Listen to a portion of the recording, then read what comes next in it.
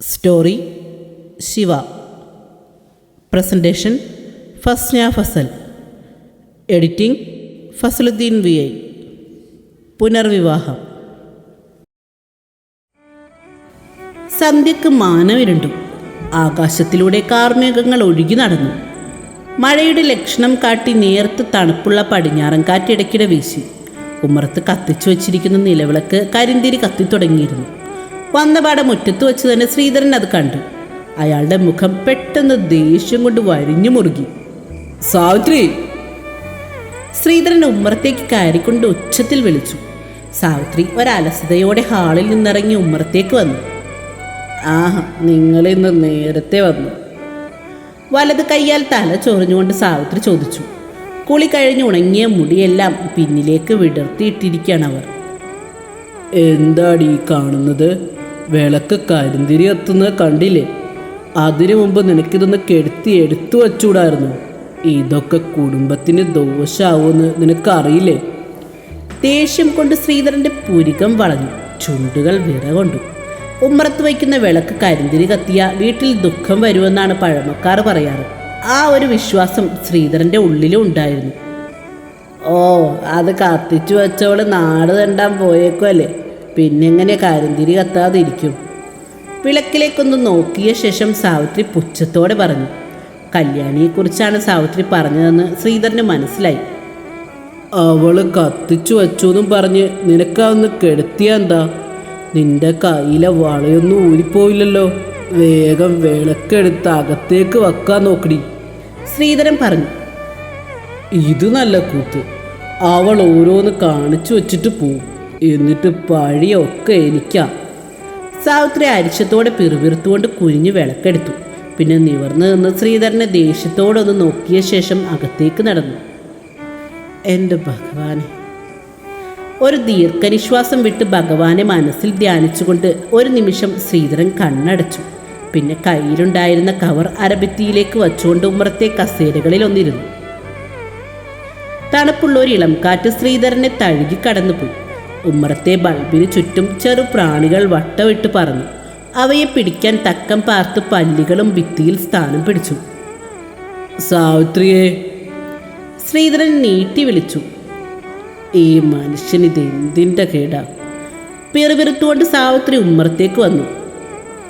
Andry, ദാ പൊറോട്ടയും ബീഫുവാ, എടുത്ത അകത്തേക്ക് വെക്ക്, രാത്രി കഴിക്കാം. അരഭിത്തിയിലിരുന്ന കവറിലേക്ക് നോക്കിക്കൊണ്ട് ശ്രീധരൻ പറഞ്ഞു. സാവിത്രിയുടെ മുഖം ഒന്ന് തെളിഞ്ഞു. ഒത്തിരി നാളായി പൊറോട്ടയും ബീഫും കഴിച്ചിട്ട്, മനസ്സിൽ പറഞ്ഞുകൊണ്ട് അവർ വേഗം ചെന്ന് ആ കവറെടുത്തു.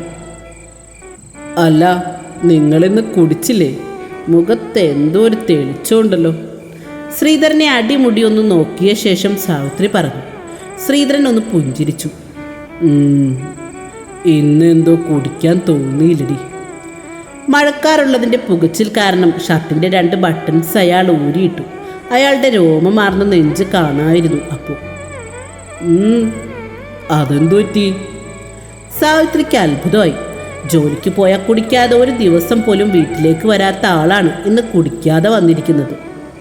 ആ, കാര്യമുണ്ടെന്ന് കൂട്ടിക്കോ. മോളെന്തിയേ, പഠിക്കുവാണോ? നീ അവളെ ഒന്ന് ഇങ്ങോട്ട് വിളിച്ചേ. ശ്രീധരൻ സാവിത്രിയുടെ മുഖത്തേക്ക് നോക്കി.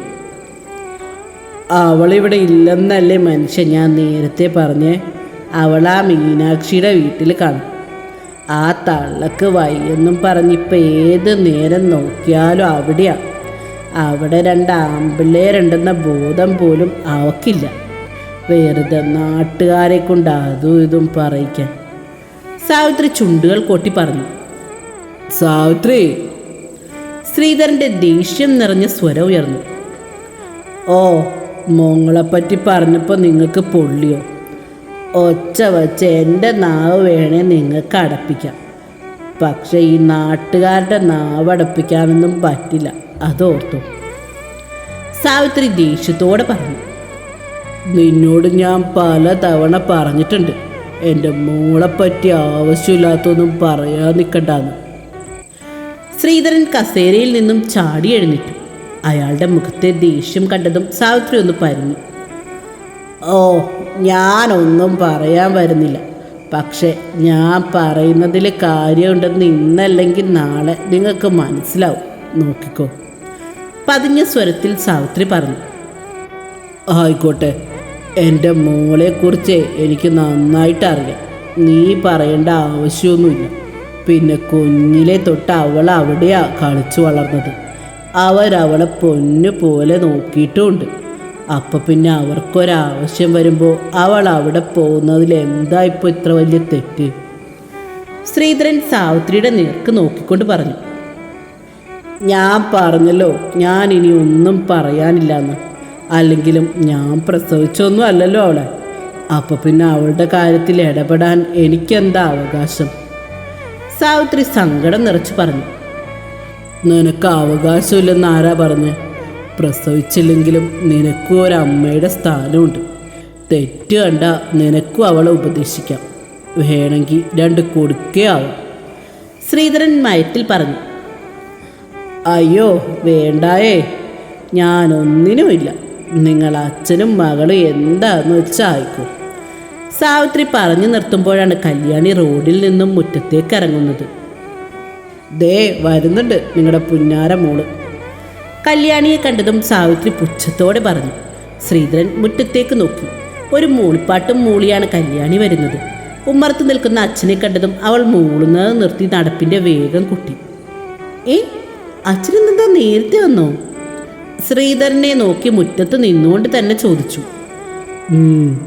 ഇന്നിത്തിരി നേരത്തെ പോരാൻ തോന്നി.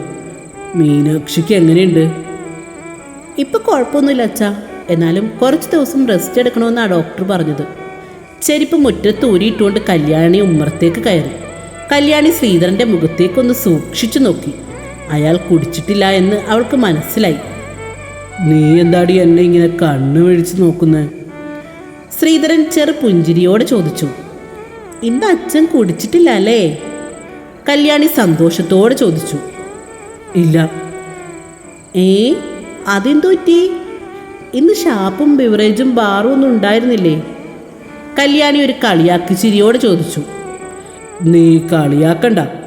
ഇന്നെനിക്കെന്തോ കുടിക്കാൻ തോന്നിയില്ല, അതുകൊണ്ട് കുടിച്ചില്ല, അത്രേ ഉള്ളൂ. കല്യാണിയുടെ ചെവിയിൽ പയ്യെ ഒന്ന് നുള്ളിയ ശേഷം ശ്രീധരൻ പറഞ്ഞു. അല്ല, അങ്ങനെ തോന്നാൻ മാത്രം ഇപ്പം എന്താ ഉണ്ടായേ? അറിയാൻ കല്യാണിക്ക് ആകാംക്ഷയായി. ശ്രീധരൻ കസേരയിലേക്ക് വീണ്ടും വരുന്നു. അത് പിന്നെ ഞാൻ ഇന്ന് വരണ വഴി നമ്മുടെ ബ്രോക്കർ നാണുമില്ലേ, അവനെ കണ്ടിരുന്നു. അവനപ്പോൾ എന്നോട് നിനക്ക് പറ്റിയൊരാലോചനയെ പറ്റി പറഞ്ഞു. കേട്ടപ്പോൾ കൊള്ളാമെന്ന് എനിക്കും തോന്നി. അതിൻ്റെ ഒരു സന്തോഷത്തിൽ പിന്നെ കുടിക്കാനൊന്നും തോന്നിയില്ല. നേരെ ഇങ്ങോട്ട് പോന്നു.